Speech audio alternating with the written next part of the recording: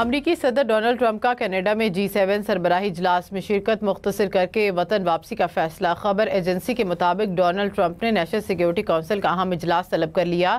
Trump کا امریکی حکام کو سچویشن روم تیار رکھنے کا حکم۔ ٹرمپ نے کہا کہ واضح وجوہات کی بنا پر امریکہ واپس جا رہا ہوں، مجھے جتنی جلدی ہو سکے واشنگٹن واپس جانا ہے۔ دوسری جانب سوشل میڈیا پیغام میں ٹرمپ نے ایرانی شہریوں کو تہران خالی کرنے کی وارننگ دے دی۔ ٹرمپ نے کہا کہ سب کو فوراً تہران سے نکل جانا چاہیے۔ ادھر پینٹاگون چیف کا کہنا ہے کہ امریکہ چوکس اور تیار ہے، امریکہ مشرق وسطی میں اپنے اثاثوں کی حفاظت کرے گا۔ صدر ٹرمپ اب بھی مذاکرات چاہتے ہیں۔ چین نے اپنے شہریوں کو اسرائیل چھوڑنے کا کہا ہے۔ خبر ایجنسی کے مطابق چین نے اپنے شہریوں سے کہا ہے کہ وہ زمینی کراسنگ کے ذریعے اسرائیل چھوڑ دیں۔ امریکی صدر ڈونلڈ ٹرمپ نے کہا کہ ایران کو 60 دن دیے گئے تھے لیکن انہوں نے انکار کر دیا۔ میرے خیال میں ایران کو نیوکلیئر ڈیل پر دستخط کرنا ہوں گے۔ کینیڈا میں G7 اجلاس کے موقع پر برطانوی وزیر اعظم کیئر سٹارمر کے ساتھ میڈیا سے گفتگو کرتے ہوئے ٹرمپ نے کہا کہ سب جانتے ہیں اسرائیل بہت اچھا کر رہا ہے اور ہم کسی صورت ایران کے پاس ایٹمی ہتھیار نہیں دیکھنا چاہتے۔ صدر ٹرمپ نے مزید کہا کہ برطانیہ کے ساتھ ٹریڈ ڈیل کو حتمی شکل دینے کی دستاویزات پر دستخط کر دیے گئے ہیں۔ What will you say? Israel is doing very well, as you probably noticed, and I gave Iran 60 days, and they said no, and the 61st you saw what happened, day 61. So I'm in constant touch, and as I've been saying, I think a deal will be signed, or something will happen, but a deal will be signed. And I think Iran is foolish not to sign one. ایرانی وزیر خارجہ کا کہنا ہے کہ امریکہ صرف ایک phone call سے اسرائیلی حملے رکوا سکتا ہے۔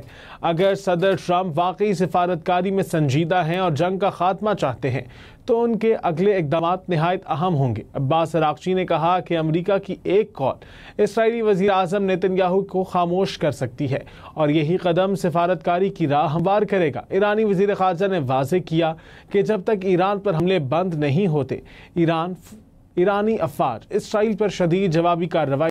خبر دیں آپ کو، ایران نے اسرائیل کا ایک اور F-35 طیارہ مار گرایا۔ ایرانی میڈیا کے مطابق طیارہ تبریز میں گرایا گیا۔ اس سے قبل بھی ایران اسرائیل کے 3 F-35 طیارے گرانے کا دعویٰ کر چکا ہے۔ ایرانی میڈیا کا کہنا ہے کہ 2 اسرائیلی پائلٹ بھی ایران کی تحویل میں ہیں۔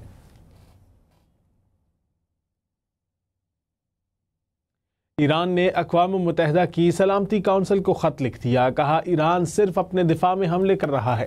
ایران کا کہنا تھا کہ اسرائیل پر حملے اقوام متحدہ کے چارٹر کے تحت اپنے دفاع میں کیے گئے ہیں۔ ایرانی فوجی رد عمل مکمل طور پر مناسب ہے۔ حملے صرف اسرائیلی فوجی اہداف اور ان سے متعلقہ بنیادی ڈھانچے تک محدود ہیں۔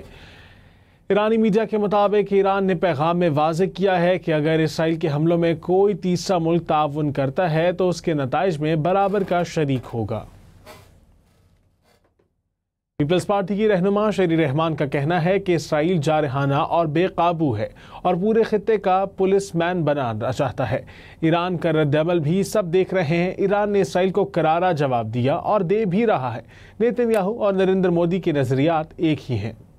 ایک جارحانہ بے قابو طاقت ہے۔ ایران کا رسپانس بھی دیکھ لیا ہے، بڑا میں سمجھتی ہوں انہوں نے بھی بڑا حوصلہ کیا ہے اور جواب ٹکا کے اور برابری کا وہ دے بھی رہے ہیں۔ دنیا میں اس وقت کشیدگی ایک بہت ہی اونچی سطح پہ جا سکتی ہے اگر یہ معاملہ اس طرح چلتا رہا۔